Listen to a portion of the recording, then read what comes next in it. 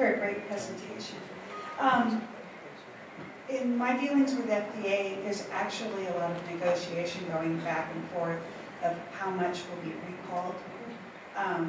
And it actually becomes a discussion, almost a bargaining. Can you address some of your experiences with that? That's a great observation, and oftentimes it is a song and dance, back and forth. And what that dance pivots on, in my view, is your record keeping and your documentation.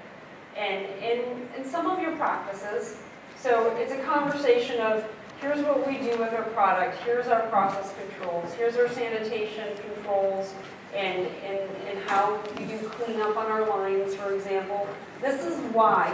Let me paint a picture and tell the story of here's why we think it's only this much instead of this much. And then we'll probably end up somewhere in between with about this much, right? But a lot of that is going to be dependent upon show me. And at least in my experience, I've had FDA, in particular FDA, say, well, show me the data that you're talking to me about, and then, and then we'll talk, or, then that makes sense to me.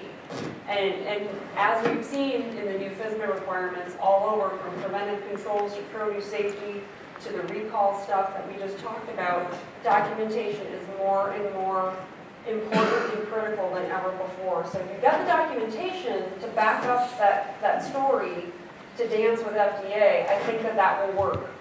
That will continue to work. But yeah, to your point, it is a dance. Comment very briefly on that, if I may, Melanie. Being the other dance partner in that, you're exactly right. And I was in many situations where internally we would be saying this is a bunch of BS. They're not delivering. So timeliness, records, and I remember a classic deal where we were told repeatedly, we've got records to define the lots that we see as problematic. Didn't come, mess, sent a bunch of records in total chaos, make us mad. We went through it, still wasn't right, you're not there yet. And to Rick's point earlier, in that particular situation, we drafted the press release, we got legal approval, and it was sitting on my desk ready to ship out, that basically said, Company X is refusing to recall this product, we recommend consumers don't consume it. That was written, approved, and we had a call on a Saturday evening at 6 p.m., and internally we'd said, this is it. If at 6:30 they have not voluntarily recalled, out goes our press release. It was that close. So, you've got to be really cautious that you don't make the other dance partner mad. Right.